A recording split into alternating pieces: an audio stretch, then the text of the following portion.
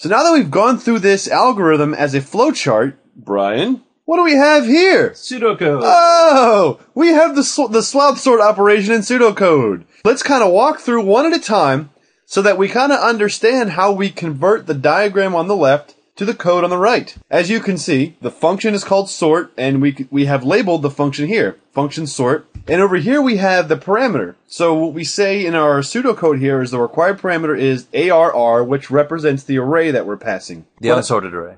The unsorted array, the input data. So Brian, what happens here? So now we check the length of the array. So we're calling another function, a predefined function called length. Yeah, just pretend like we've already written that. And a lot of times in pseudocode, if you call a function that's not defined, you can just assume that some function like that exists that will return what you're looking for. Mm-hmm. So something like length, count, substring, things like that will generally just assume that you don't have to write that yourself.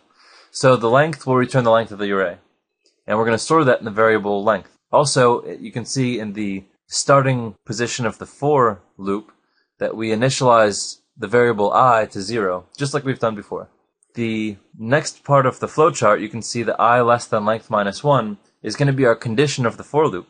So that goes into the middle between the semicolons. Just as you can see in the middle of the for, I is less than length minus 1. And then at the end of the for loop, there's the I++. And that which we don't get to yet. Right. That increment happens after we've gone through the loop. So you can see the flow of a for loop is I check the condition here. If this condition is true, continue on. That incrementer operation happens after the iteration is done. Right. We now evaluate the contents. If the contents of array position I, which is 0, is greater than array contents at position I+1, do the following block of code. In the yes or no of the flowchart, the yes path goes inside this block of code. The no path would skip this block of code. And go to the next iteration. Right. Because there's no other code left at the end of the for loop. Which we'll get to. We're going to take this the whole way through. This, inside of this if condition, is our swap statement. So our swap statement, like we described before, we're just going to be storing the values and then setting I to 0 or to -1. But the important thing to understand is this little box fits in this little box on the right.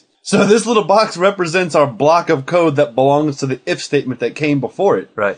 Now, once this condition has been evaluated and either processed or skipped based on the if condition above, we drop into the incrementer, which happens here, I equals I+1, or it's also expressed in this case as I++.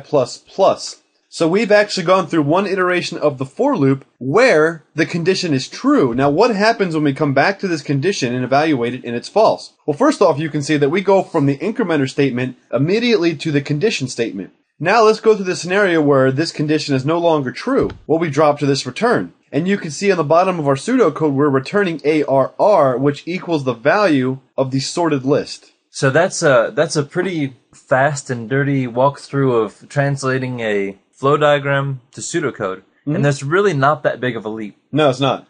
So I hope that helps you to bridge the gap between those two. Yes, and pay attention to this, guys, because when you get good at this, you're going to be amazed at how easy your transition to C is going to be. You can do a lot of these as exercises. You can make a flow diagram of how to start a car and try to put it into pseudocode. You can anything that you do, you can try for yourself to make up a flow diagram and just try putting it into pseudocode for practice. Yep. All right, thanks, guys. We'll see you in the next video.